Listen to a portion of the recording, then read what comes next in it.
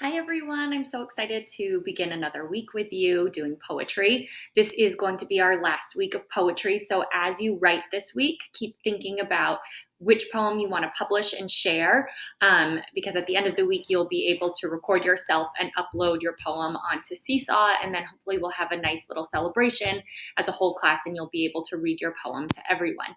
But today, I'm really excited to continue our work with comparisons. Last week, we talked about how a great trick that authors do is they compare an object or a feeling to something else using metaphors or similes.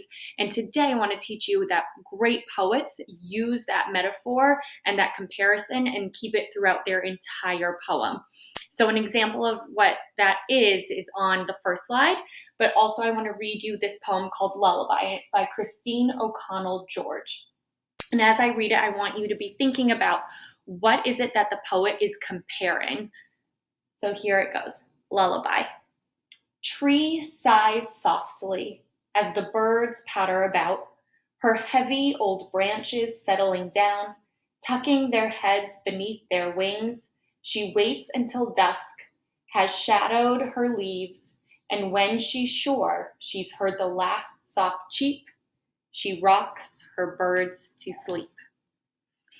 So I really love this poem, and I want you to spend just a little bit of time. You can either reread it here, but thinking about what is it that the poet is comparing.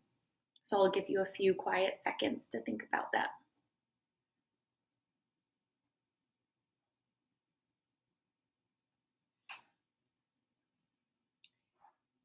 Great. So I hope that many of you started to see how the poet took the idea of this tree and compared it to a mother, sort of lulling her child to sleep. So lulling those birds that are nestled in the tree to sleep. And the poet Christine doesn't make that comparison one time, but she really holds on to that throughout the entire poem. So I see here she personifies tree using the word sigh, that action of, and then describing the birds sort of almost as, her own children, the tree's children. They're tucking their heads beneath their wings. Here I can see that personification, that comparing the tree to the mother again. She waits until dusk has shadowed her leaves, and when she's sure she's heard the last soft cheep, she rocks her birds to sleep. And so there I'm really able to make that mind movie, that mental picture of the tree just swaying as all of the birds are falling asleep for the night. So today I want you to either revise a poem or you're going to start a new poem. And I want you to really challenge yourself to take a comparison and stretch it throughout your entire poem. I'm going to model for you how I did that. So I've been thinking a lot about school recently and how much I miss being in my classroom. And in the mornings, I always walk in and I just tidy up everything, make sure it's just so before the kids come in. And I started to think about how the classroom after the kids go away really falls asleep. And so I wanted to use that personification of a classroom being asleep. So here is how I started my poem. I called it Classroom. Mornings, I come in, the classroom is sleeping. I push chairs in and straighten tables. Then children come.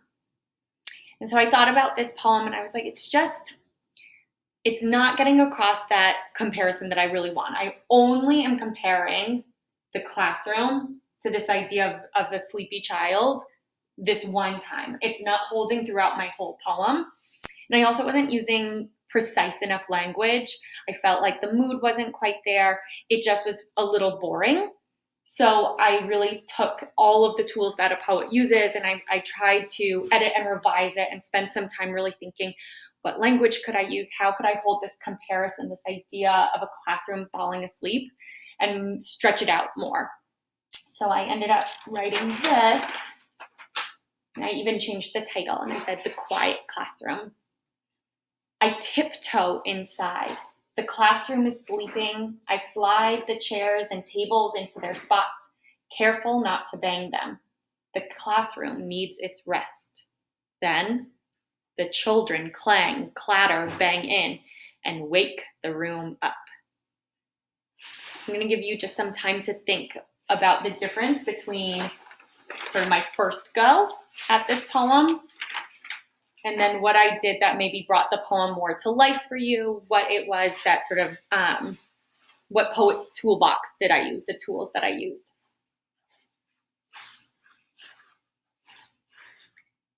So I want to draw your eye to a few things. Here I used a lot of precise language that really helped to draw out this comparison of sleeping.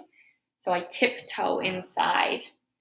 The classroom is sleeping. I kept that line.